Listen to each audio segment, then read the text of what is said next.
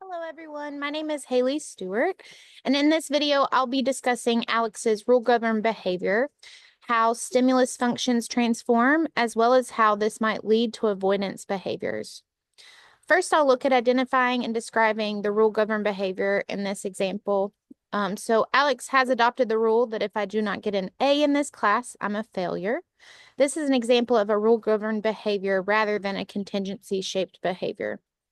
This rule-governed behavior occurs because the actions are controlled by the verbal rules rather than the direct experience with environmental contingencies.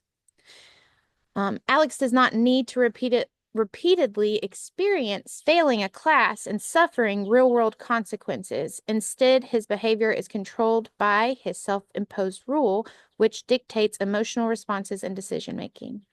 Now, let's look at the transformation of this stimulus function. This rule transforms the function of previously neutral coursework-related stimuli into anxiety-inducing stimuli. Deadlines, assignments, and interaction with professors were likely once at one time neutral. However, under this rigid rule, they could now signal failure to Alex.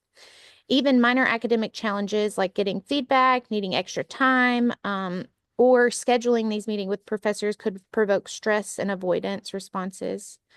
This transformation means that anything related to coursework now triggers fear and anxiety when no actual failure has occurred. Now let's look at the avoidance behavior.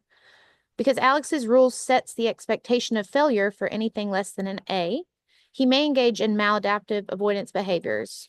These could be procrastination, like avoiding starting assignments because he's scared to fail, over-preparation or perfectionism, which could cause extra time being spent on minor details just to avoid minimal mistakes, avoiding interactions with professors overall. This could be just a fear of receiving criticism, or he could drop a course altogether, which then really would mess him up in his whole process of being successful in the end. These behaviors are negatively reinforced because avoiding coursework temporarily reduces anxiety. However, we all know that in the long run, avoidance and procrastination maintains the belief that the coursework is a threat. So overall, in conclusion, Alex's rule-governed behavior leads to a transformation of stimulus function, making coursework-related stimuli anxiety-inducing. The anxiety then reinforces avoidance behaviors, which unfortunately end up preventing Alex from learning adaptive coping strategies that could then help him to avoid and break this cycle. Alex might benefit from some cognitive reconstructing, flexible goal setting, or exposure to anxiety-provoking stimuli in a supportive way.